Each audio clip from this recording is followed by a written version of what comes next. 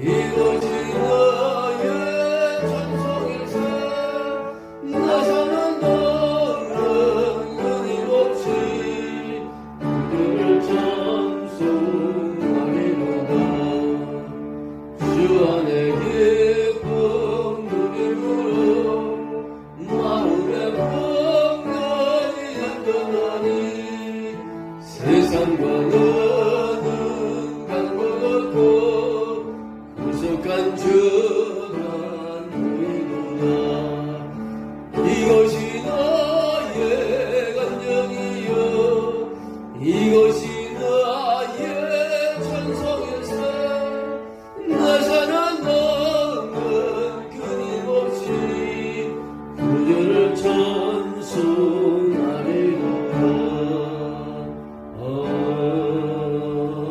아멘.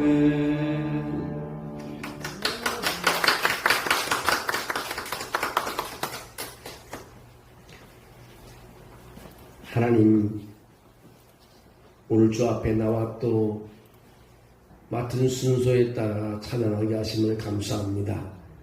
실로암 목장 하나님께서 기억해 주시기를 빌곤합니다.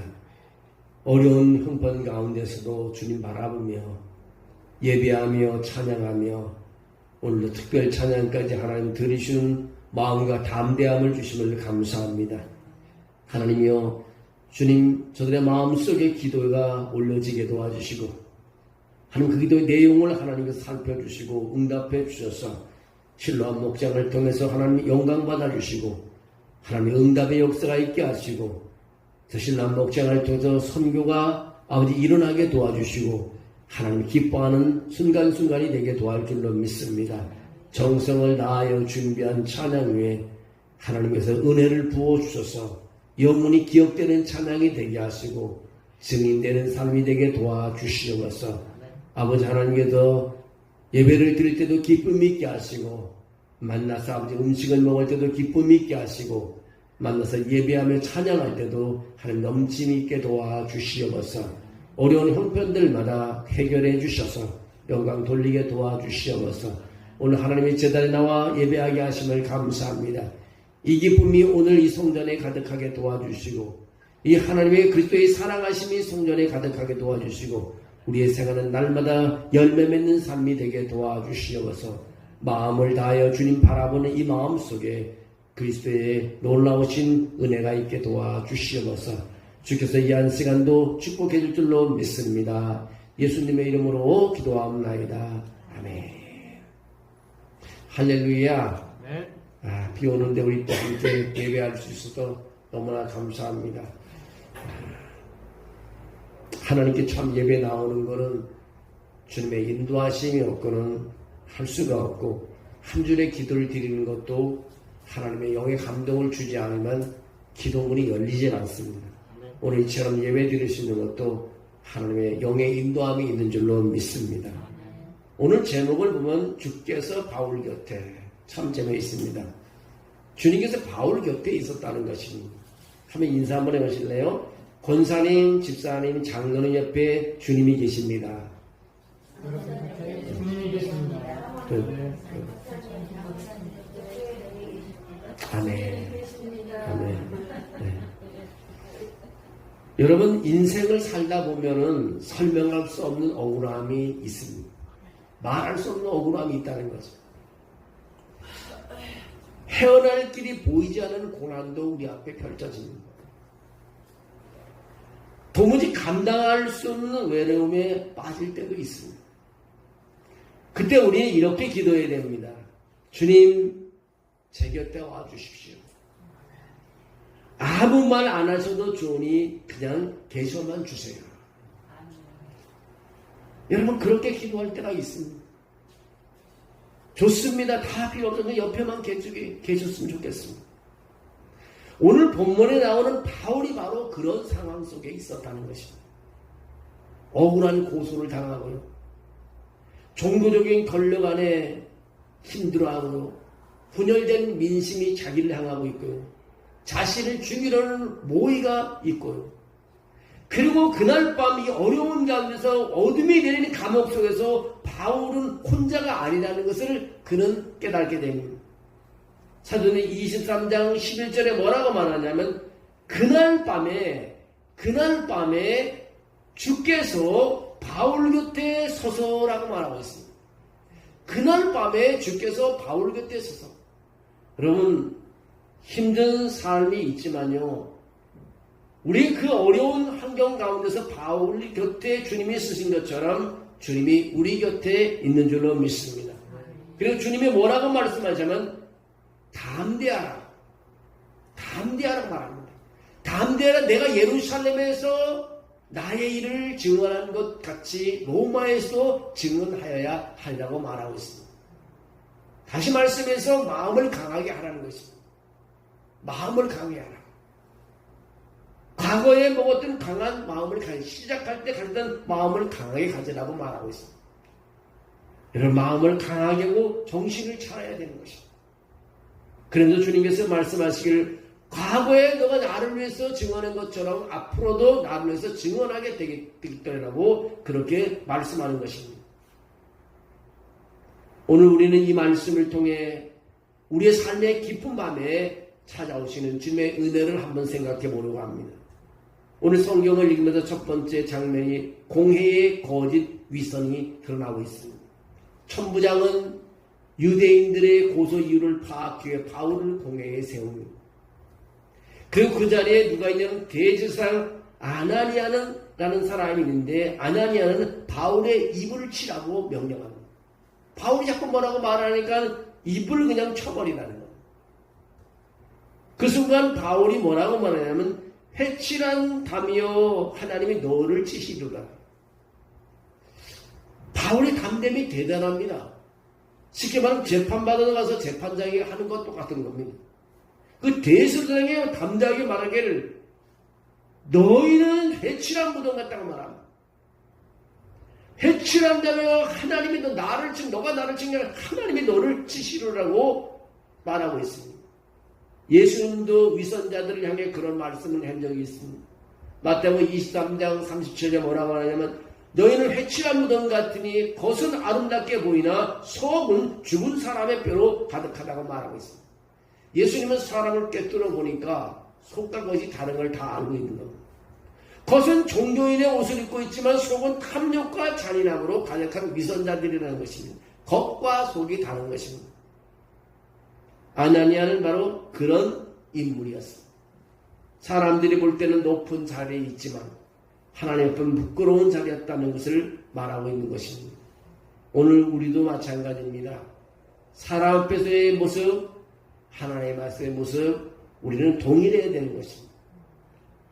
겉은 믿음 좋은 것 같지만 속을 들여다보면 썩은 믿음을 가지면 절대 안 된다는 것입니다. 일정한 믿음을 가져야 됩니다. 비가 오든 눈이 오든 바람이 부든 어떤 환경이든 일정한 믿음을 가지고 우리는 하나님께 나아가 예배하며 기도하며 찬양하게 됩니다. 사실 많은 환란이 오면 믿음이 있는 것처럼 있는 사람처럼 다 무너져 내리는 걸 볼 수 있습니다. 우리가 믿음이 있는 사람은 무너지지 않는다는 거죠. 기다리고 또 새로운 하나님의 도움이 있는 것을 기다리게 됩니다. 그래서 우리는 겉과 속이 똑같아야 됨을 하나님 앞에서도 사람 앞에서도 겉과 속이 똑같아야 된다는 것을 알려주고 있습니다. 또 하나의 장면을 보면 오늘 본문 속에 바울의 지혜와 진실한 고백이 담겨있는 것을 보게 됩니다. 공회가 사두개인과 바리새인으로 구성된 것을 알게 된 바울은 지혜를 여기서 발휘합니다. 오늘 6절에 뭐라고 말하냐면 바울이 그중 일부는 사두개인이요 다른 일부는 바리새인인 줄 알고 공회에서 외쳐 이르되 여러분 형제들아 나는 바리새인이요 또 바리새인의 아들이라 죽은 자의 소망 곧 부활로 말미암아 내가 신문을 받는다. 그 말했던 거예요. 그 말은 무슨 뜻이냐면 바리새인과 사두개인 사이에 다툼이 생겨 무리가 나누어진데 뭐 때문에? 그들은 부활이라는 문제 때문에 그렇습니다. 그 당시에 사두개인들은 부활도 없고 부활은 믿지 않았어요. 천사도 없다 그러고 영도 없다 그랬습니다. 근데 바리새인들은 그 반대였습니다. 근데 바울은 바리새인이었기 때문에 여기서 분쟁이 일어나게 돼서 바울이 지혜를 발휘해서 거기서 풀려나는 것을 보게 됩니다. 그래서 바울은 뭐라고 나는 바리새인의 아들입니다. 죽은 자의 부활 때문에 내가 신문을 당하고 있다고 그냥 외치는 것입니다. 이 한마디의 공회가 완전히 분열되는 것입니다. 두 갈래로 갈라지는 것입니다. 근데 바울 편에 있는 서기관 중 일부는 바울을 변호하기 시작합니다. 혹시 천사나 영이 그에게 말한 것이라면 우리가 어떻게 나무랄 수 있겠는가?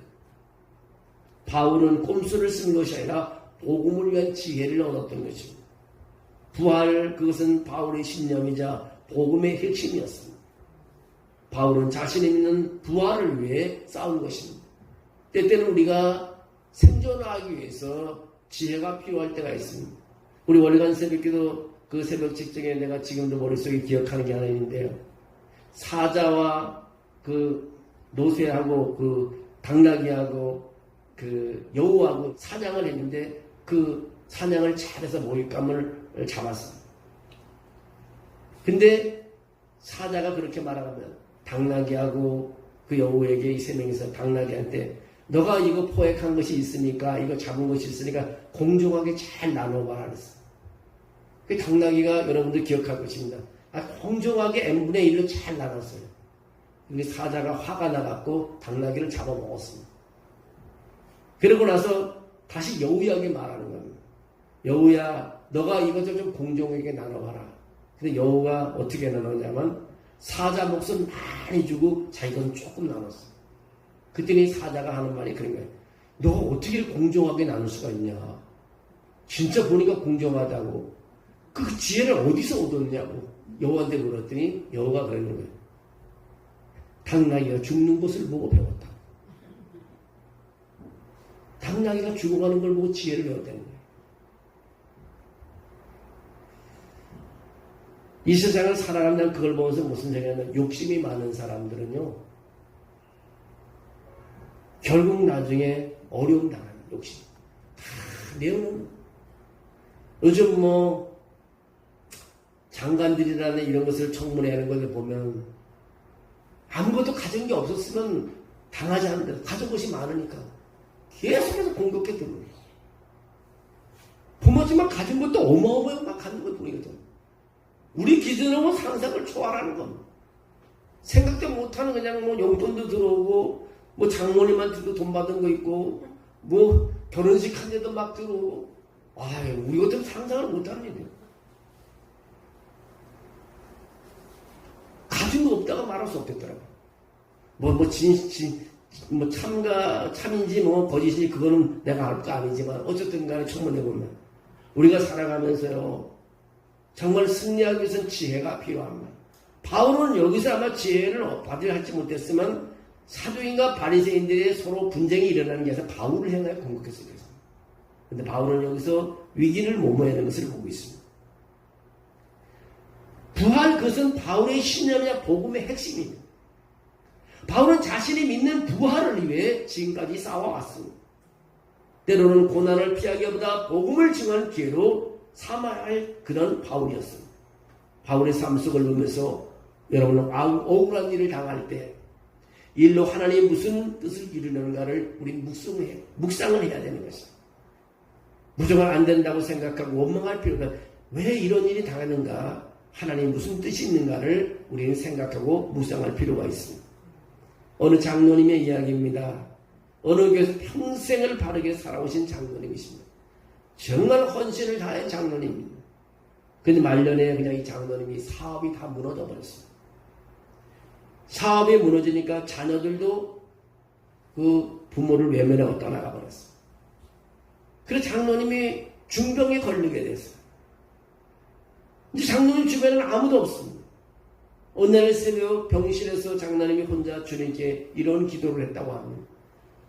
주님, 왜 이렇게 내가 외롭습니까? 이제는 다 끝난 것이지요. 그런 기도를 드리고 나는데 그 순간 마음속에 깊은 곳으로 말씀처럼 들리는 음성이 들려왔답니다. 바로 주님의 음성이죠. 애야, 내가 너를 떠난 것이고 나 여기 있다. 너는 혼자가 아니란다.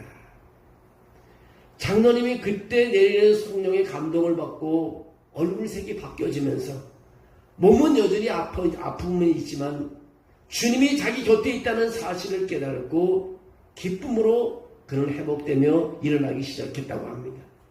여러분, 누가 내 옆에 있나가 중요한 것입니다. 물리적인 것은 다 떠나가게 돼 있습니다. 그러나 하나님만은 떠나가지 않는다는 것입니다. 주님이 바로 우리 앞에 오기 때문에 힘을 얻을 수 있는 것입니다. 누가 우리를 지켜주겠어요? 주님이 우리를 지켜주시는 줄로 믿습니다. 여러분, 주님을 지켜주시는 것을 믿으셔야 되는 것입니다. 오늘 본문 그것이 하이라이트인 것입니다. 오늘 주님의 옆에 있다는 것이 오늘 읽은 것 중에서 하이라이트라는 것입니다. 11절에 뭐라고 그랬어요? 그날 밤에 주께서 바울 곁에 서서 이르시되 담대하라, 내가 예루살렘에서 나의 일을 증언하는 것 같이 로마에서도 증언하여야 하리라고 말씀하고 있습니다. 바울이 죽음의 위험 속에 감옥에 갇혀 있던 그날 밤에 부활하신 주님께서 친히 그의 곁에 서신 것입니다. 그리고 하신 말씀이 담대하라. 영어로 말하면 테이크라는 말입니다. 담대하라는 것입니다. 앞이 보이지 않는 바울에게 주님 옆에 서서 담대하라고, 너의 할 일은 아직도 남아있다고 그렇게 말하는 것입니다.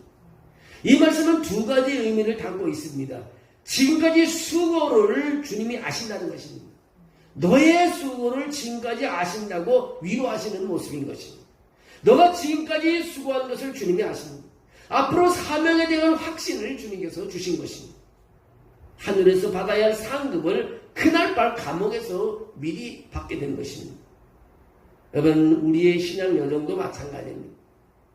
고난 중에도 사명을 다할 때 주님 때때로 위로와 격려의 은혜를 미리 주십니다. 오는 주일날, 우리가 이번 주 돌아오는 주일날, 와, 바쁘더라고요, 보니까요. 우리 새가족 모임 해야지요. 또 오전 예배 드려야죠. 밥 먹어야죠.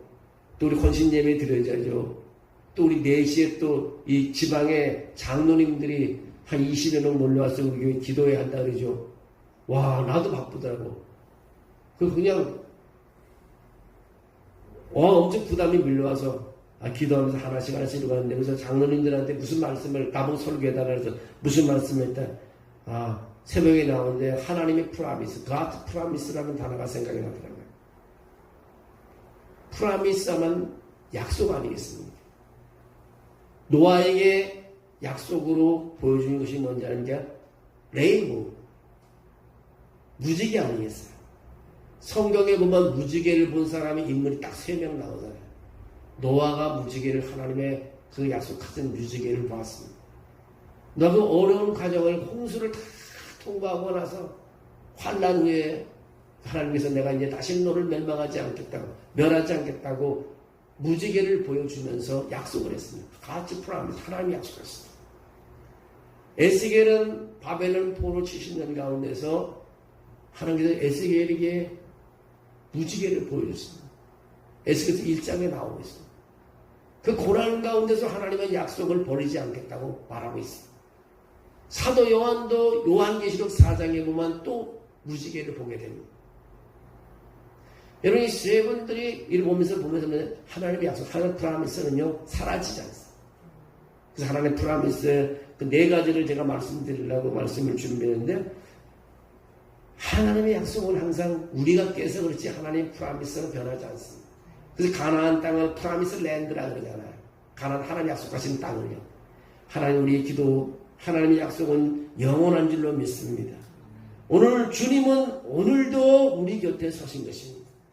오늘 이 자리에 바울처럼 외롭고 지친 분이 계십니까? 억울한 마음, 끝없는 고난, 해결되지 않는 문제가 있습니까?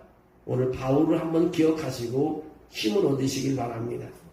그날 밤에 주께서 바울 교세 곁에 서섰던 것처럼 오늘 이 시간에도, 오늘 밤에도 주님이 내 곁에 서 주신다는 것입니다. 주님은 지금도 살아계시며 우리 곁에 서 계시는 것입니다. 말씀하시지 않아도, 만져주시지 않아도 그분은 우리 곁에 서서 우리를 붙잡아주고 있는 것입니다. 그분은 우리를 넘어지게 하지 않습니다. 우린 주님을 향하여 끊임없이 외치고 기도할 때 주님을 붙잡고 계시는 것입니다. 사람이 힘들 일이 있을 때 쓰러지지 아니할 수가 없습니다. 사람이 고난을 당할 때 원망을 아니할 수가 없습니다. 그러나 우리가 하나님을 향하여 그 약속을 믿고 걸어나간다면요, 노아가 이겼던 것처럼, 에스겔이 그 70년 포로 생활 가운데 이긴 것처럼, 사도안이 밤모섬에서 그 많은 모험이 오는 가운데서 이겼던 것처럼 하나님 약속을 통해서 우리가 이길 수 있을 줄로 믿습니다. 주님은요, 우리 인생에 어둠이 있어도요, 우리 곁에 와서 우리를 붙잡아 주시는 것입니다. 여러분 생각해 보세요. 캄캄한 밤에, 그 캄캄한 밤을 뭘로 물리칠 수 있겠어요? 어둠만 물리칠 수 있으면 등불 하나만 어둠을 다 물리칠 수 있어요. 등불 하나만 되면 어둠이 물러가게 돼 있어요. 여러분, 예수 그리스도 한 분만 있으면 모든 재앙이 다 물러갈 줄로 믿습니다. 예수님 한 분만 있으면 되는 것입니다. 뭐 수십억이 없어도 예수님 한 분만 있으면 우리 일어날 수 있는 것입니다. 그것이 바로 우리 신인 것입니다. 우리가 만 예수가 없으면요, 만약 돈을 찾아 돌아다니고 권력 밑에 가서 무릎 꿇으려고 그러고 모든 사람이 막 거기에 쫓아가지만 예수 믿는 사람은 그게 아니고 예수님 한 분이만 족한 것입니다. 예수님이 나의 힘이요, 능력이요, 소망이요, 희망이요, 구원인 것입니다. 예수님을 붙잡는 여러분 삶을 되시기를 바랍니다. 아무리 도로 댕기봐요 금방 해결될 것 같지만 영원히 우리의 문제를 해결해 주시는 분은 예수 그리스도인 줄로 믿습니다. 여러분, 주님께 다가갈 때 주의 음성이 들리는 것입니다. 지금까지 주님이 우리의 수고를 알고 계십니다. 앞으로의 길도 이끄실 주님은 우리에게 말하기를 담대하라고 말하고 있습니다. 걱정하지 말라는 거죠. 담대하라는 것입니다. 그리고 걸음을 걸어 나가라는 것입니다. 과거에 나를 위해서 했던 것이 앞으로도 또 나를 위해서 하게 할 것이라고, 예루살렘에서 너가 한 일이 로마에서도 하게 된다고 그렇게 말하고 있는 것입니다. 고난 중에도 사명을 다하시기를 바랍니다. 언제나 주님 곁에 머물러 있는 그런 삶을 살아갈 때 우리는 쓰러지지 않고 앞으로 나갈 줄로 믿습니다. 여러분의 생활 속에 정말 어려움이 닥쳐올 때 주님은 항상 내 곁에 있다는 생각을 가지고 찬양하며 기도하며 외칠 때 여러분 큰 힘이 되고 위로가 되고 모든 문제를 해결받을 수 있을 줄로 믿습니다. 주님이 나의 힘인 것을 믿으시기를 주의 이름으로 축원합니다. 하나님, 주님 도와주심을 감사합니다. 내가 너무 연약합니다. 정말 직장도 없습니다. 내가 아버지 하나님의 친구도 없습니다. 외로운 가운데 있습니다. 어찌해야 할까요? 주님은 우리에게 말씀하고 있습니다. 담대하라. 내가 너의 옆에 있으니 걱정하지 말고 하던 일을 계속하라는 음성을 들려줄 줄로 믿습니다. 아버지 하나님, 우리가 기도가 멈추지 않게 하시고 찬양이 멈추지 않게 하시고 주님이 하는 예배가 멈추지 않게 하시고 영혼을 향한 전도가 멈추지 않게 도와주시고 또 우리의 헌신과 수고 속에서 내가 너의 수고를 아노라는 주님의 음성을 듣고 힘을 얻고 일어날 수 있게 도와주시옵소서. 하나님, 앞으로의 가는 일도 주님이 동행해 주시기를 빌곤합니다. 어떤 환경과 어려움 속에서 주의 이름을 부를 때 우리가 회복되는 역사가 있게 도와주시옵소서. 오늘 주의 재단에 와서 또 기도 제목을 놓고 하나님 기도할 때 그 기도가 아버지 나에게 힘이 되게 하시고 능력이 되게 하시고 아버지 하나님의 사랑을 체험하는 시간 되게 도와주시옵소서. 주께서 함께할 줄로 믿습니다. 예수님의 이름으로 기도합니다. 아멘.